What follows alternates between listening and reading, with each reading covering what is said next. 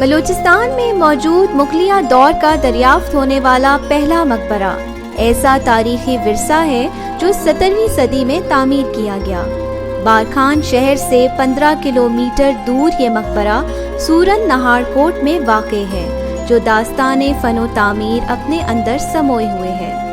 تاریخ دان رائے بہادر ہتھورام نے 20ویں صدی میں یہ مقبرہ دریافت کیا، جس کا تذکرہ ان کی سن 1903 کی کتاب تاریخ بلوچستان میں نمایاں ہے۔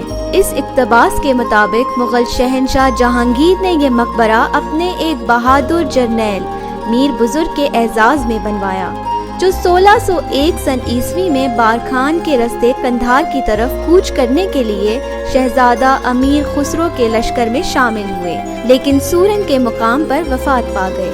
مقامی لوگوں کے مطابق یہ جگہ مغل مہارانی نور جہاں کی جائے پیدائش بھی مانی جاتی ہے۔ یہ مقبرہ آکٹاگونل شکل کا ہے، جو 3 کلومیٹر کے فاصلے سے بھی دیکھا جا سکتا ہے۔ اس کی طرز تعمیر ملتان میں بہاؤالدین ذکریہ اور شاہ رکن عالم کے مقبروں سے مشابہت رکھتی ہے۔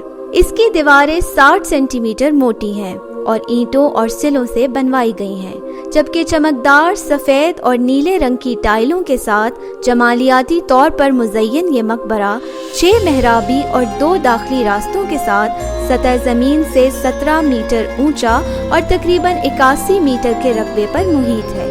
شہنشاہوں کے ذوق تعمیر کا ایک دلچسپ نمونہ سورن کا یہ مقبرہ آج بھی مغل دور کی بلوچستان میں باقیات کا مظہر ہے، جو حکومت کی مناسب دیکھ بھال سے ایک سیاحتی مقام میں تبدیل کیا جا سکتا ہے۔